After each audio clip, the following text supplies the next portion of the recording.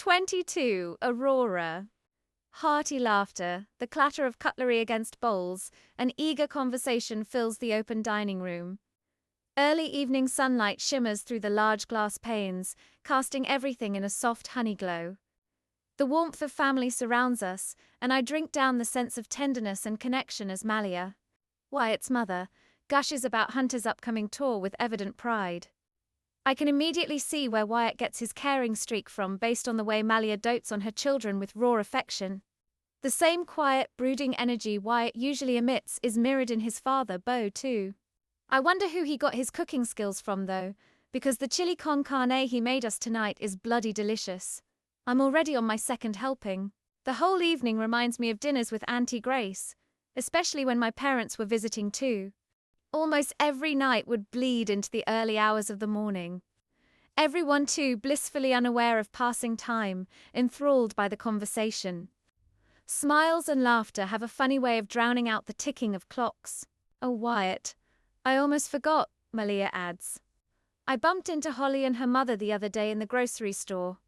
Wyatt tenses and glances at me across the table, quickly shoveling some chili down. Oh, nice, he basically grunts through his mouthful. It's not hard to notice how rigid he's gone, shoulders hunched. I remember that his parents gave him a hard time for his career choice, but I wonder what they thought when Holly left him. Under the table, I shuffle my foot along and find his. He starts a little, then moves his leg forward, letting me stroke my foot up and down his shin for comfort.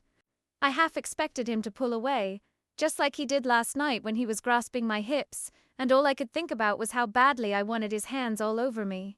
But it's fine. I'm over it. We're just friends. And he's so closed usually, yet I was lucky enough to be led into that healing part of his life for some crazy reason, so the least I can do is support him on it. Show him that I'm here for him, like he did for me earlier in the cafe. Because that's what friends do, right? We go on pretending like I'm not currently rubbing his leg and continue eating our chili. There's a smirk on Malia's face, though, as she continues. Yes, I was quite surprised to hear about your new British girlfriend who, she turns to her husband as Wyatt and I freeze with mouths full of food. What was the phrase? Beau clears his throat, climbs him like a tree. Mine and Wyatt's eyes meet, widen, and then we're both choking on our food, coughing back the shock. But also, the hilarity of it, because I can just imagine how pinched Holly's face must have been when she said that. Cherry's absolutely beside herself with laughter, tears already streaming down her face. She holds her hands up, barely getting an apology out for how loudly she cackled, trying to compose herself. The whole time, Wyatt's just looking at me, biting back a grin that I bet his family doesn't see often. He coughs once more, taking a sip of his drink to help. Well, that's my fault, sorry to disappoint you. I just thought it might make Holly stop parading her man around and finally leave Wyatt alone. I give Malia and Beau a nervous smile. I also definitely did not climb him like a tree. Wyatt rubs his face with a muffled groan. Oh no, Cherry mumbles quietly next to me. You just stuck your tongue down. Ow! Wyatt, don't kick me! To be fair, even I heard the thud under the table. That must have hurt. Wyatt, don't kick your sister. Malia gives him a tap on the arm, causing him to pout like a massive baby and shoot daggers at Cherry. She sticks her tongue out in response, while I struggle to hold back my smile at how heartwarmingly childish they are, despite being grown adults. Even Beau shakes his head and laughs before we settle back into a content quiet. But then he has to go and ruin it all by saying maybe if you'd gone to law school like Easton, it wouldn't be him that she's parading around. The whole room goes still. A cloud passes over the setting sun in perfect timing, its shadow bleeding through the windows. The silence makes my skin prickle, but it's the way I can feel Wyatt buzzing from here that worries me. He lets out a long breath, then carries on eating as if nothing was said. I don't get why he isn't saying something back, lest he's too worn down already by it. I slide my foot under the table to try to stroke his leg again, but he's moved them back so I can't reach. He won't even look at me now. My whole body aches to be able to touch him, to hold him, to tell him that I'd do anything to get to parade him around to everyone I know. Because God, he's so fucking perfect. even if I've been trying to deny it. Aside from the fact that he might be the hottest guy I've ever met with his messy black curls and those dark, soul-reaching eyes, he also makes me smile so much my cheeks are constantly aching. And I've never known anyone to care so much before, about everything. The ranch, the animals, his family, his friends, me.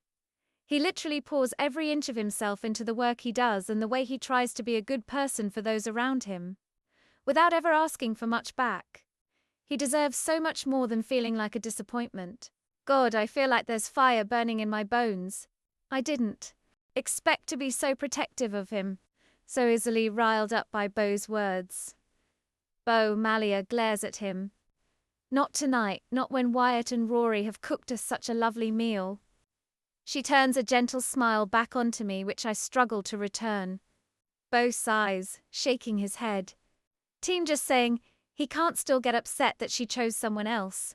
Come on, Malia. It's not like you go around showing off how I work for pennies on Jack's ranch. You both know there's nothing to brag about there. Malia just presses her lips together. Cherry sighs and digs her spoon around in her leftover chili.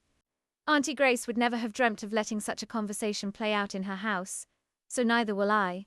I stand, my chair scraping loudly, and say, if you're going to carry on talking like that, Beau, then I'm going to have to ask you to leave.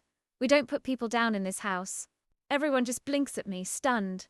Honestly, I'm shocked at myself too. I'm not normally this fiery, but right now I'm seeing red. So I just smile and start clearing up, stacking Cherry's bowl on mine, along with her cutlery. I place it on the counter behind us and head back to the table. Excuse me. Beau raises his brows, running a hand over his moustache.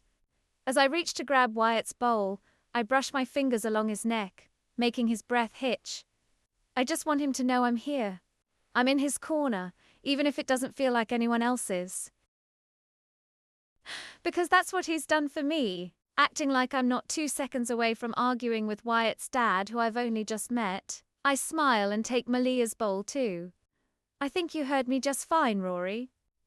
Beau's voice deepens with warning, and he settles back in his seat, almost pretending like everything is perfectly swell.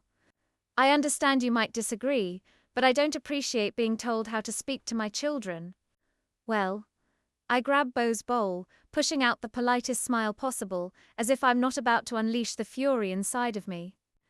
I'm afraid I'm going to, because it pisses me off that you don't see how bloody special your son is. Probably the most hard-working man I've ever met. I threw this idea of a retreat at him, and he just took it by the horns and brought my dream to life without even a complaint.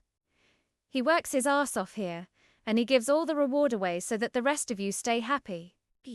So that his siblings don't have to deal with the same soul-crushing words you throw at him. Beau's face is as red as a hot poker, his hands scrunched into fists on the table. He goes to open his mouth, but I hold a finger up as I drop the stack on the counter because I am not finished. And have you ever stopped to think that maybe he chose to work as a rancher because it made him happy? I mean, isn't that every parent's dream, that their child is happy? Would you really rather he hated his life, barely living because he's drowning in paperwork and meetings, just because it sounds better when you tell your friends? Beau's jaw is taut, eyes raging and enlarged. I turn to Wyatt, locking onto his eyes, which are currently molten black. They may be fierce, but they anchor me back in the moment, back to him. His brows drop, but he doesn't look away, because I sure as hell would rather watch him feel as free and happy as he is when he's riding around this ranch, knowing that his mind is full of nothing but joy. The corners of his mouth lift faintly. Now, can I get anyone another drink? I place my hands on my hips, finally taking in a breath to steady my rattling heart. Some fresh air will do, Beau grunts. I point to the door that leads outside, and he abruptly stands, glancing at each person around the table, before heading out.